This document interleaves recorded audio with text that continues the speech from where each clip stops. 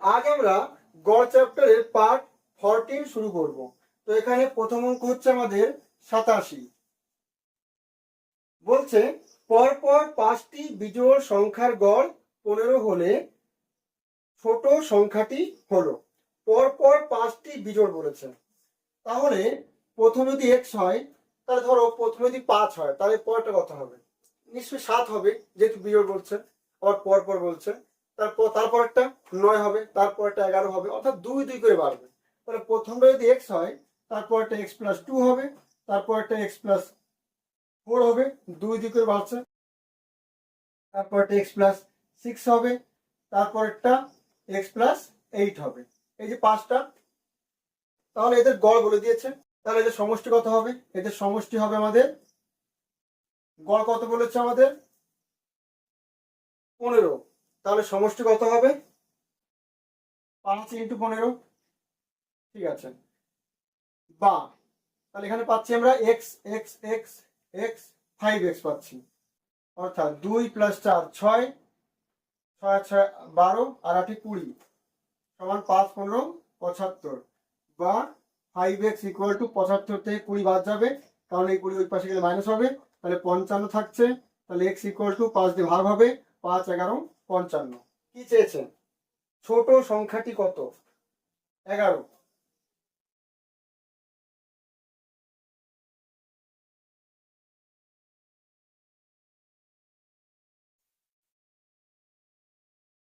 অষ্টআশি। বলছে 50 জন ছাত্রের মধ্যে 30 জনের উচ্চতার গড় 160 সেন্টিমিটার এবং বাকি ছাত্রদের বয়সের গড় 165 সেন্টিমিটার। সমস্ত ছাত্রদের বয়সের গড় কত সেমি? তাহলে দেখো, 50 জনের মধ্যে 30 জনের গড় কত বলেছে? 160। তাহলে সমষ্টি হবে এত। আচ্ছা, বাকি ছাত্রদের বয়সের গড়, অর্থাৎ 30 জন হয়ে গিয়েছে 50 জনের মধ্যে, তাহলে আর 20 জন পড়ে আছে, ওদের গড় কত বলেছে? 165। তাহলে এটা টোটাল 50 জনের টোটাল উচ্চতা। তাহলে এদের গড় কত হবে? টোটালে বাই 50 হবে, যেহেতু মোট আছে 50 জন। তাহলে কত আসছে? 3 16 48 আসছে, প্লাস 5 2 10 0, হাতে 1, 6 2 12 আর 1 13, 3 হাতে 1, 2 2 আর 1 3, 33 আসছে বাই 50। তাই যোগ করলে 0 0, 8 আর 3 11, 1 হাতে 1 4, 4 4 8 বাই 50। 0 কেটে যাবে, 5 দিয়ে কাটলে পরে 5 অক্ষে 5, 3 থাকে, 5 6 30, 1 থাকে, 5 2 10, 162। তাহলে টোটালের গড় আসছে আমাদের 162। বিদার।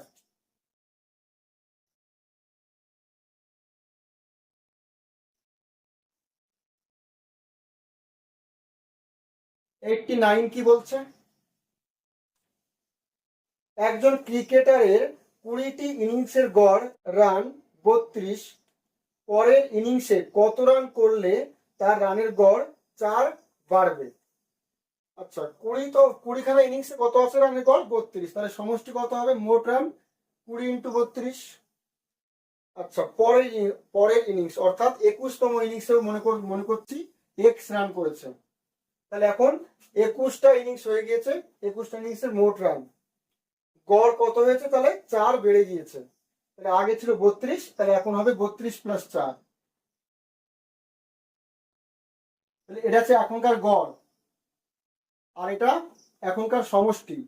তাহলে গড়ের সাথে আমি যদি এখানে কটা আছে? 21টা, আর এই 21টা, তাহলে গুণ 21 হবে, কারণ এখন টোটাল ম্যাচ হচ্ছে 21টা। তাহলে এটাও টোটাল, এটাও টোটাল। এখান থেকে আমরা এক্স এর মানটা পেয়ে যাবো। তাহলে এক্স = এটা 32 আর 4 36, 36 × 21, এদিকে মাইনাস যাবে 20 × 32। তাহলে গুণ করলে কত হবে? 6 21 126,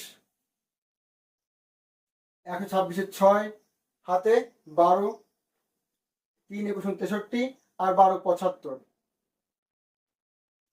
মাইনাস 32 × 64, বিয়োগ করলে 6 আসবে, 15 থেকে 5 থেকে 4 বাদ দিলে 1 থাকে, 7 থেকে 6 1, 116 আসছে। তাহলে 21তম ইনিংসে 116 রান করেছেন। এবার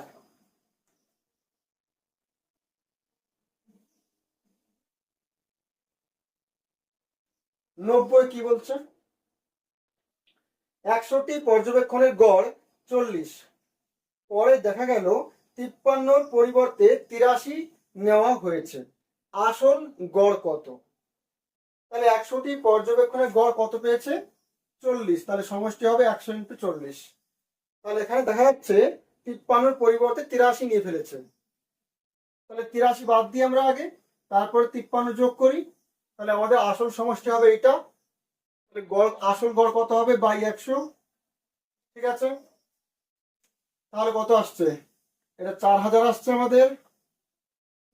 এটা 3 0, 8 থেকে 5 বাদ দিলে 3 30 আসছে ওটা, আর নিচে 100। তাহলে 4000 থেকে 30 বাদ দিলে 3970 বাই 100, শূন্য কেটে যাবে, অর্থাৎ 39.7। 39.7 বি দা।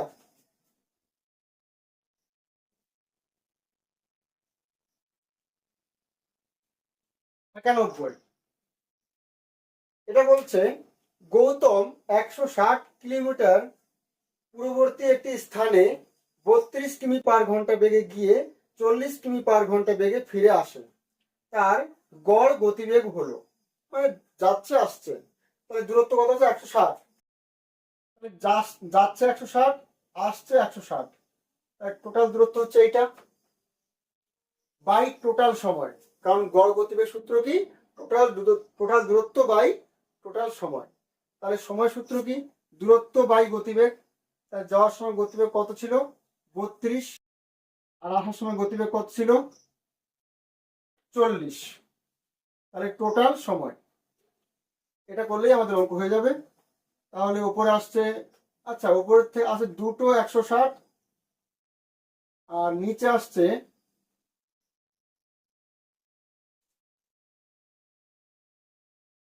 160 কমন চলে যাচ্ছে, তাহলে 1/32 প্লাস 1/40, একটু সহজ হয়ে যাবে ব্যাপারটা। কেটে গেল, তাহলে আসছে 2, আর নিচে 32 আর 40, এদের লসাগু কত হবে? 8 দিয়ে কাটলে 4 8 32, 5 8 4 5 20, 8 20 160, 160 আসছে লসাগু। উপরে 32 দিয়ে ভাগ করলে 5, 40 দিয়ে ভাগ করলে 4, দ্যাট ইজ 2 × 160 বাই 9। 9 দিয়ে কাটবে না মনে হচ্ছে, তাহলে 16 দুগুণে 32 বাই 9 ভাগ করলে কত আসবে? 3 9 27, থাকে 5 50, 5 9 45, 5 থাকে, 5 9 45, 5 9 45, এবার 5 5 5 আসতেই থাকবে। তাহলে 35.55 ডি দাগ।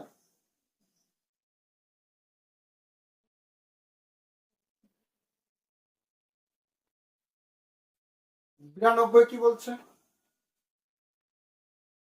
12টি সংখ্যার গড় 9, যদি প্রতিটি সংখ্যার সাথে 2 গুণ করে 3 যোগ করা হয়, তবে নতুন 12টি সংখ্যার গড় কত হবে? তাহলে দেখো 12টার গড় কত বলেছে? 9, তাহলে 12টার সমষ্টি হবে 12 × 9, 9 12 108। এবার দেখো প্রত্যেকটার সাথে 2 গুণ করছে, তারপরে আবার 3 যোগ করছে। তাহলে আমরা জানি যে গড়ের সাথে আমরা যদি কোনো সময় প্রত্যেকটা সংখ্যার সাথে যদি কোনো কিছু যোগ করি, তাহলে গড়ের সাথেও সেটা যোগ হবে। প্রত্যেকটা সংখ্যার সাথে যদি কিছু গুণ করি, তাহলে গড়ের সাথেও সেটা গুণ হবে। তাহলে এখানে যেহেতু প্রথমে আমরা, তাহলে গড় আছে 9, তাহলে সংখ্যার সাথে আমরা যা করব গড়ের সাথেও তাই হবে। তাহলে প্রথমে 2 দিয়ে গুণ করছে, তারপরে 3 যোগ করছে, তাহলে গড়ের সাথে তাই হবে। অর্থাৎ এটা আমাদের কোনো কাজে লাগছে না, একবারই গড়ের সাথে 2 গুণ করে 3 যোগ করে দিতে হচ্ছে। অর্থাৎ 18, 9 × 18 + 3 21, তাহলে গড় হবে আমাদের 21। সি দাগ।